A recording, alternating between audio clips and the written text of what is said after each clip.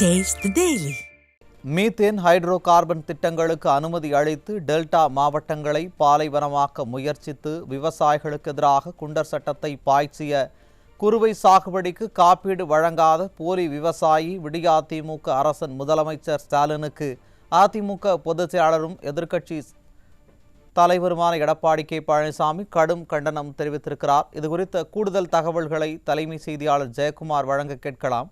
வணக்கம் ஜெயக்குமார், கூடுதல் தகவல்களை வழங்கலாம். வணக்கம் அருண். மீத்தேன் ஹைட்ரோ கார்பன் திட்டங்களுக்கு அனுமதி அளித்து டெல்டா மாவட்டங்களை பாலைவனமாக்க முயற்சித்த விவசாயிகளுக்கு எதிராக குண்டர் சட்டத்தை பாய்ச்சிய குறுவை சாகுபடிக்கு காப்பீடு வழங்காத போலி விவசாயி திமுக அரசின் முதலமைச்சர் திரு ஸ்டாலினுக்கு கண்டனம் தெரிவித்து அனைத்திந்திய அண்ணா திராவிட முன்னேற்ற கழகத்துடைய பொதுச் செயலாளரும் சட்டமன்ற எதிர்க்கட்சி தலைவரும் முன்னாள் முதலமைச்சருமான புரட்சித் தமிழர் எடப்பாடி கே பழனிசாமி அவர்கள் அறிக்கை வெளியிட்டிருக்கிறார். அவர் வெளியிட்டிருக்கக்கூடிய கண்டன அறிக்கையில் ஈரோடு மாவட்டம் பெருந்துறைக்கு அருகில் 11/6/2025 அன்று நடைபெற்ற அரசு விவசாய கண்காட்சி விழாவில் விடியா திமுக அரசின் முதலமைச்சர் திரு ஸ்டாலின் விவசாயிகளுடைய நலனுக்காக பல்வேறு திட்டங்களை செயல்படுத்தி உள்ளதாக ஒரு பட்டியலை வெளியிட்டுள்ளார். மேலும் என்னை பற்றி பேசியிருக்கிறார் என்று தெரிவித்திருக்கிறார்.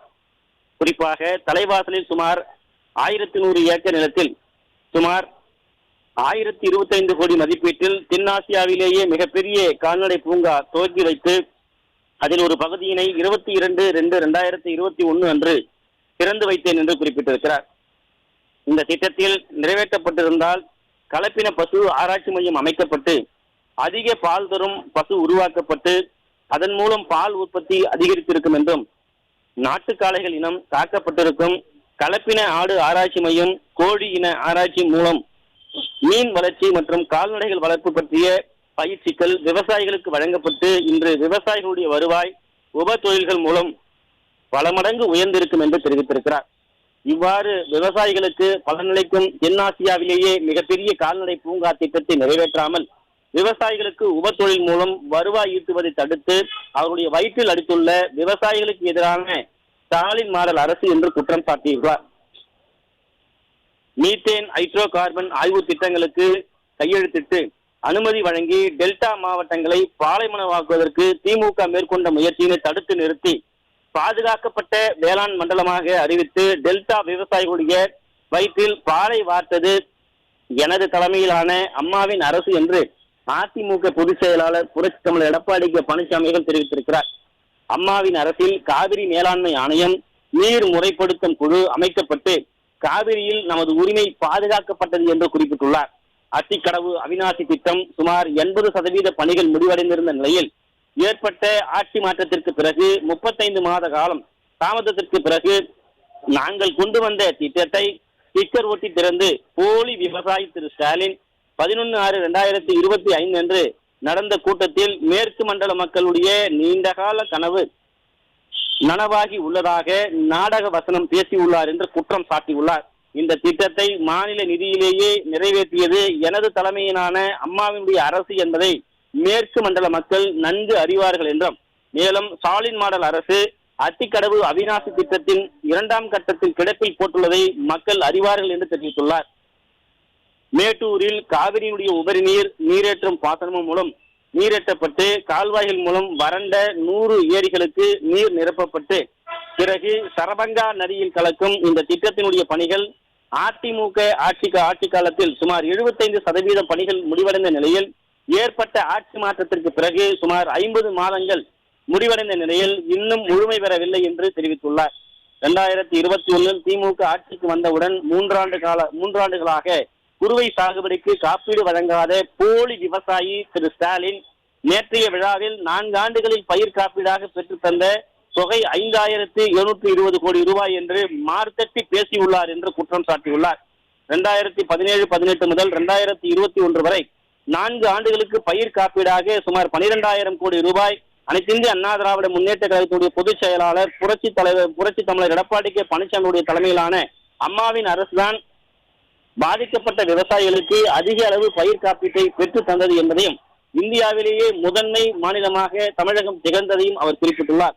தமிழக விவசாயிகளுக்கு புதிதாக எந்த திட்டத்தையும் கொண்டு வராமல் தன்னைத்தானே புகழ்ந்து கொண்ட போலி விவசாயி திரு ஸ்டாலின் பாதிக்கப்பட்ட விவசாயிகளுக்கு அதிக நிவாரணம் வழங்கியதாகவும் பேசியுள்ளார் என்று தெரிவித்துள்ளார். திரு ஸ்டாலின் அவர்களே, விவசாயிகள் எதையும் மறந்துவிட மாட்டார்கள்.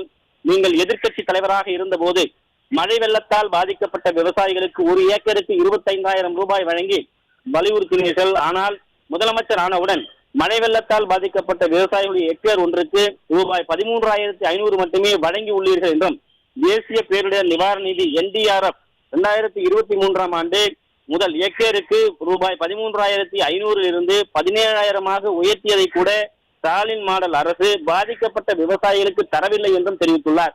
மேலும் டெல்டா மாவட்டங்களில் 2021 முதல் 24 வரை 4 ஆண்டுகள் உர தட்டுப்பாடு நிலவியது. இதையெல்லாம் விவசாயிகள் இன்றும் மறக்கவில்லை என்றும் தெரிவித்திருக்கிறார். முத்தாய்ப்பாக 2014ஆம் ஆண்டு 2016ஆம் ஆண்டு ரூபாய் 5,310 கோடி மற்றும் 2021இல் 12,110 கோடி 5 ஆண்டுகளில் 2 முறை விவசாய கடன் தள்ளுபடி செய்தது அம்மாவினுடைய அரசு என்பதை தெரிவித்துள்ளார். வறட்சியின் போது அம்மாவினுடைய அரசு 2017-16 காலகட்டங்களிலே 2,247 கோடி ரூபாய் வறட்சி நிவாரணமாக வழங்கியதையும், சிறப்பு குறுவை மற்றும் சம்பா சாகுபடிக்கு சிறப்பு தொகுப்பு திட்டம் செயல்படுத்தப்பட்டு தேவையான நிதி ஒதுக்கீடு செய்யப்பட்டு நிலத்தடி நீர் மூலம் விவசாயிகளுக்கு பாதுகாப்பு மேற்கொள்ளப்பட்டதையும், இதனால் தமிழகம் தொடர்ந்து மத்திய அரசினுடைய கிஸ்மி கர்மான் விருதை அனைத்திந்திய அண்ணா திராவிட முன்னேற்ற கழக ஆட்சியில் குறிப்பாக புரட்சி தமிழர் எடப்பாடி கே பழனிசாமி தலைமையிலான அரசு பெற்றதை நினைவுபடுத்தியுள்ளார். திருவண்ணாமலை மாவட்ட விவசாயிகள் மீது குண்டர் சட்டம் பாய்ச்சி போலி விவசாயி ஸ்டாலின் வேளாண் பெருமக்கள் மறந்துவிட மாட்டார்கள் என்பதை உணர வேண்டும் என்றும் குறிப்பிட்டிருக்கிறார். அனைத்திந்திய அண்ணா திராவிட முன்னேற்ற கழக ஆட்சியில் 1/4/2021 முதல் விவசாயிகளுக்கு மும்முனை மின்சாரம் வழங்கப்பட்டு தொடர்ந்து அது வழங்கப்படும் என்பதை அறிவித்தது. அதை கிடப்பில் போட்ட அரசு விடியா திமுகவினுடைய ஸ்டாலின் மாடல் அரசு என்று குறிப்பிட்டிருக்கிறார். 2021 திமுக தேர்தல் அறிக்கையில் கரும்பு டன் ஒன்றுக்கு 4,000 ரூபாய் வழங்கப்படும் என்று அறிவித்து இன்று வரை இந்த வாக்குறுதியை நிறைவேற்றாத நிலையில் நேற்றைய கூட்டத்தில் டன் ஒன்றுக்கு 3,500 ரூபாய் வழங்குவதாக பெருமை அடித்துக் கொள்கிறார் போலி விவசாயி விளம்பர முதல்வர் திரு ஸ்டாலின் என்று அதிமுக பொதுச் செயலாளர் புரட்சி தமிழர் எடப்பாடி கே பழனிசாமி அவர்கள் குற்றம் சாட்டியுள்ளார். 100 நாள் வேலை திட்டம் 150 நாட்கள் உயர்த்தப்படும் என்றும் சம்பளத்தை உயர்த்தி வழங்கப்படும் என்றும் அறிவித்தார்கள். ஆனால் தற்போது முழுமையாக 100 நாட்கள் வேலை வழங்குவதில்லை, சம்பளமும் உயர்த்தப்படவில்லை என்று தெரிவித்துள்ளார். 10,000 கோடி ரூபாய் மதிப்பீட்டில் ஏரி குளங்கள் பாதுகாக்கப்படும் என்று அறிவித்தார்கள். அது அறிவிப்போடு நிற்கிறது. அதிமுக ஆட்சியில் குடிமராமத்து திட்டம், புதிய தடுப்பணைகள், விவசாயிகளுக்கு இலவச வண்டல் மண் மற்றும் ஏராளமான திட்டங்களை தீட்டியதன் காரணமாக தமிழகம் எங்கும் நிலத்தடி நீர்மட்டம் உயர்ந்திருந்தது. 83 ஆண்டுகளுக்கு பிறகு மேட்டூர் அணை அதிமுக ஆட்சியில் தூர்வாரப்பட்டதையும் அவர் நினைவு கூர்ந்துள்ளார். அம்மாவின் ஆட்சியில் சுமார் 2,136 நேரடி நெல் கொள்முதல் நிலையங்கள் திறக்கப்பட்டு விவசாயிகளுடைய வங்கிக் கணக்கில் அவர்களுக்கு பணம் வழங்கப்பட்டதையும், ஆனால் விடியா திமுக ஸ்டாலின் மாடல் ஆட்சியில் போதிய நேரடி நெல்முதல் நிலையங்கள் இல்லாமல் அமைக்காத காரணத்தினாலும் விவசாயிகள் தங்கள் வியர்வையை சிந்தி விளைவித்த நெல் மழையில் நனைந்து வீணாவதையும் விவசாயிகள் மறந்துவிடவில்லை என்று குறிப்பிட்டிருக்கிறார். குறிப்பாக கொள்முதல் செய்யப்பட்ட நெல்லுக்கு உடனுக்குடன் பணம் வழங்குவதில்லை என்றும், இன்று வரை நெல் மூட்டைகள் மழையில் நனைவதை தொடர்கதையாக வைத்திருக்கிறார் என்றும் குறிப்பிட்டிருக்கிறார். தலைவாசலில் கரும்பு தோட்டத்தில் காங்கிரீட் சாலை கோட் சூட் அணிந்து நடந்து சென்ற போலி விவசாயி நான் அல்ல. பிறந்தது முதல் இன்று வரை எனது குடும்பம் விவசாய குடும்பம், நான் ஒரு விவசாயி என்பதை பெருமையாக கூறுவதோடு இன்றும் விவசாய பணிகளில் ஈடுபட்டு வருகிறேன். விவசாயிகளுடைய கஷ்டங்களை முழுமையாக அறிந்தவன் என்றும், விவசாயத்தை பற்றி ஒன்றும் தெரியாத, விவசாயிகளுடைய கஷ்டத்தையும் வியர்வையும் வேதனையும் அறியாத ஒரே முதலமைச்சர் விளம்பரம் மூலம் ஆட்சி புரியும் திரு ஸ்டாலின் மட்டுமே என்று குறிப்பிட்டிருக்கிறார். நான் உண்மையான விவசாயியா, நீங்கள் உண்மையான விவசாயியா, நீங்கள் தான் போலி விவசாயி என்பதை தமிழக மக்கள் நன்கு அறிவார்கள். எனவே எனக்கு சான்றிதழ் அளிக்கும் தகுதி பொம்மை முதலமைச்சர் திரு ஸ்டாலினுக்கு இல்லை என்று அனைத்திந்திய அண்ணா திராவிட முன்னேற்ற கழகத்துடைய பொதுச் செயலாளர் புரட்சி தமிழர் எடப்பாடி கே பழனிசாமி அவர்கள் எச்சரித்திருக்கிறார். தமிழக மக்கள் 2026ஆம் ஆண்டு நடைபெற உள்ள சட்டமன்ற பொது தேர்தலின் போது யார் உண்மையான விவசாயி என்பதை தமிழகத்தினுடைய தொழில் வளர்ச்சிக்கு ஈடுபட்ட அம்மாவினுடைய அரசை மனதில் நிறுத்தியும் இன்று சட்டம் ஒழுங்கு சீர்கேடு, பாலியல் வன்கொடுமை நிகழ்வுகள், போதைப் பொருள் நடமாட்டம் மற்றும் இந்தியாவிலேயே அதிக அளவு கடன் வாங்கி முதலிடத்தை பெற்றிருக்கக்கூடிய பொம்மை முதலமைச்சர் திரு ஸ்டாலின் அவர்களையும் தமிழக மக்கள் மனதில் சீர்தூக்கி பார்த்து மக்கள் விரோத திமுக ஆட்சியை வீட்டுக்கு அனுப்பும்போது தமிழக மக்களுடைய எதிர்ப்பு என்ன என்பது உங்களுக்கு தெரியும் என்று அனைத்து இந்திய அண்ணா திராவிட முன்னேற்ற கழகத்துடைய பொதுச் செயலாளர் புரட்சி தமிழர் எடப்பாடி கே பழனிசாமி அவர்கள் திமுகவினுடைய முதலமைச்சராக இருக்கக்கூடிய ஸ்டாலினுக்கு அறிக்கையின் வாயிலாக கண்டனம் தெரிவித்திருப்பது குறிப்பிடத்தக்கது.